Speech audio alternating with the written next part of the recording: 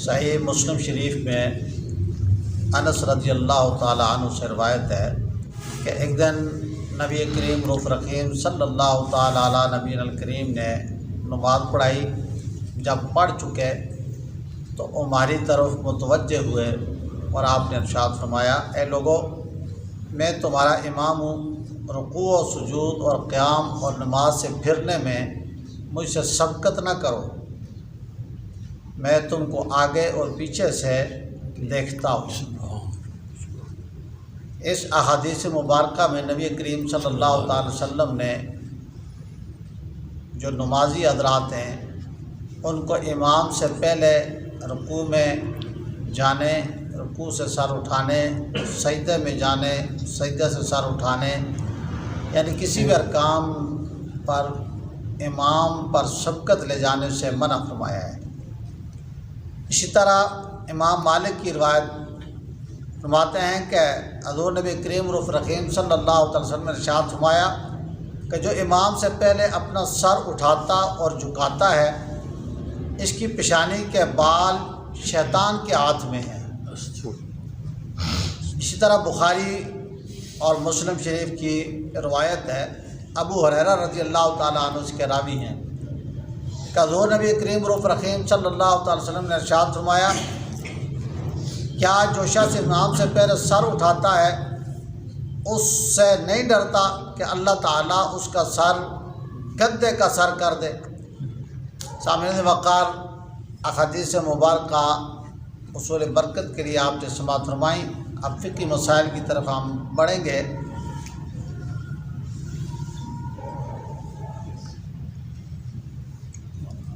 مرد و غیر معذور کے لیے امامت کرانے کی 6 شرائط ہیں۔ پہلی شرط اسلام، یعنی جو بھی بندہ امام مقرر کیا جائے وہ مسلمان ہو۔ دوسری بات بلوغت، تیسری بات عاقل،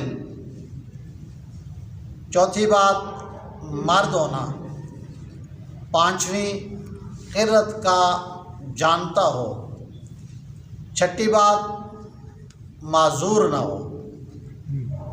اسی طرح عورتوں کے امام کے لیے مرد ہونا شرط نہیں، عورتیں بھی امامت کر سکتی ہیں، مگر اس بات کو فقہاء نے مکروہ لکھا ہے۔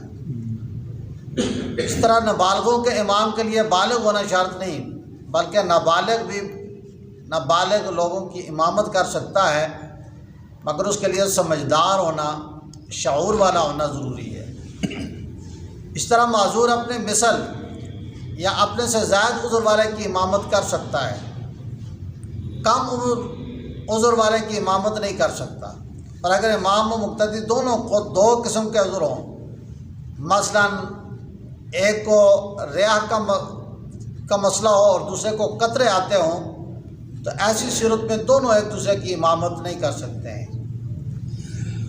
اس طرح طاہر معذور کی اقتدار نہیں کر سکتا، جبکہ حالت وضو میں حدث پایا گیا، بعد وضو وقت کے اندر طاری ہوا، اگرچہ نماز کے بعد اور اگر نہ وضو کے وقت حدث تھا نہ ختم وقت تک اس نے لوٹا عود کیا، تو یہ نماز اس نے انقطاع پر پڑھی، اس میں تندرست اس کی اقتدا کر سکتا ہے۔ معذور اپنی مثل معذور کی اقتدا کر سکتا ہے۔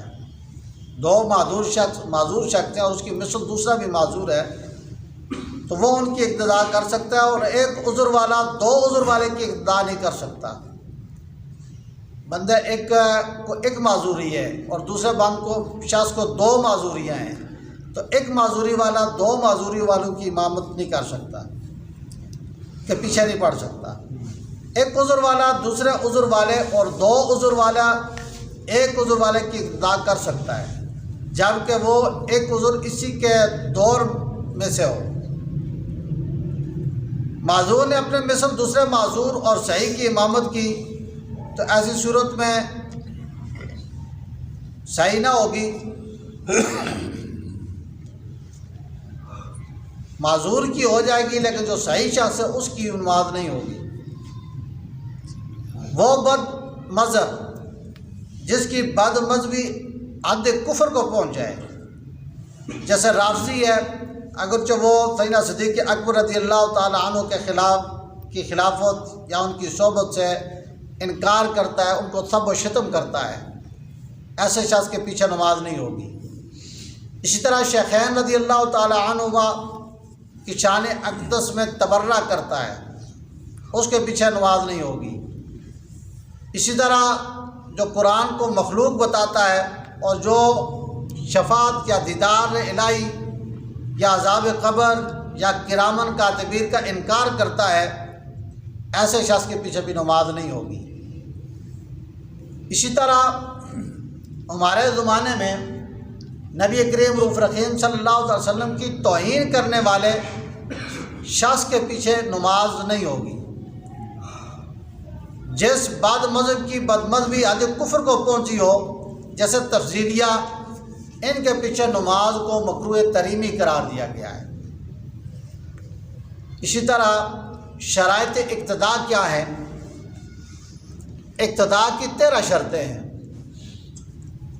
پہلی شرط یہ ہے کہ نیت اقتداء۔ دوسری شرط اس نیت اقتداء کا تحریمہ کے ساتھ ہونا یا تحریمہ سے مقدم ہونا، بشرط ہے کہ صورت تقدم میں کوئی اجنبی نیت و تحریمہ میں فاصل نہ ہو، یعنی نیت کی اور نیت کے بعد تکبیر تحریمہ جو آپ نے کی، اس کے درمیان میں کوئی ایسا فعل نہ پایا گیا ہو جو ان کو الگ کر دے۔ امام و مقتدی دونوں کا ایک مکان میں ہونا، ایک جگہ پر ہونا، مکان سے مراد ہے محل ایک ہونا، دونوں کی نماز کا ایک ہونا، یا امام کی نماز مقتدی جو ہو اس کی متضمن ہو، امام کی نماز مذہب مقتدی پر صحیح ہونا، یعنی جو امام ہے اگر اس کے پیچھے حنفی مسلک کے لوگ ہیں تو وہ حنفی مسلک ہی کے لوگ، یا اسی طرح کوئی عیسائی ہے، عیسائی کے پیچھے یا اہل کتاب کے پیچھے مسلمانوں کی نماز نہیں ہوگی۔ اسی طرح امام و مقتدی دونوں کا صحیح سمجھنا، یعنی امام کے بارے میں غلط اندیشہ بھی ہو، غلط گمان بھی ہو اور اس کے پیچھے نمازیں بھی پڑھے، امام کا صحیح سمجھنا یہ بھی ضروری ہے۔ عورت کا معاذی یعنی برابر نہ ہونا، ان شروط کے ساتھ جو مذکور ہوں گی، یعنی عورت اس صف میں نہیں کھڑی ہوگی۔ مقتدی کا امام سے مقدم یعنی آگے نہ ہونا، امام کے انتقالات کا علم ہونا، انتقالات سے مراد امام رکوع میں ہے، امام قیام میں ہے، امام سجدے میں ہے، ایک رکن سے دوسرے رکن میں منتقل ہونا، امام کا مقیم یا مسافر ہونا معلوم ہو۔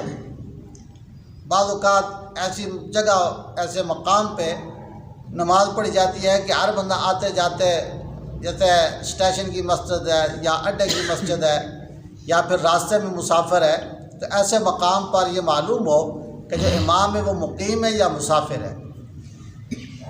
ارکان کی ادا میں شریک ہونا، ارکان کی ادا میں مقتدی امام کی مثل ہو یا کم، یوں ہی شرائط میں مقتدی کا امام سے زائد نہ ہونا، سوار نے پیدل نے سوار کی اقتداء کی، یا مقتدی و امام دونوں دو سواریوں پر سوار ہیں، ان تینوں صورتوں میں اقتداء نہیں ہوگی کہ دونوں کا محل مکان ایک نہیں ہے، محل مکان مختلف ہے، اور اگر دونوں ایک ہی سواری پر سوار ہو تو پیچھے بیٹھے ہوا جو شخص ہے وہ آگے والے کی اقتداء کر سکتا ہے، اس لیے کہ محل مکان ایک ہے۔ اللہم صلی علی سیدنا و مولانا محمد و علی آل سیدنا و مولانا محمد مبارک وسلم۔ اللہم صلی علی محمد و علی آل محمد کما صلیت علی ابراہیم و علی آل ابراہیم انک حمید مجید۔ اللہم بارک علی محمد و علی آل محمد کما بارکت علی ابراہیم و علی آل ابراہیم انک حمید مجید۔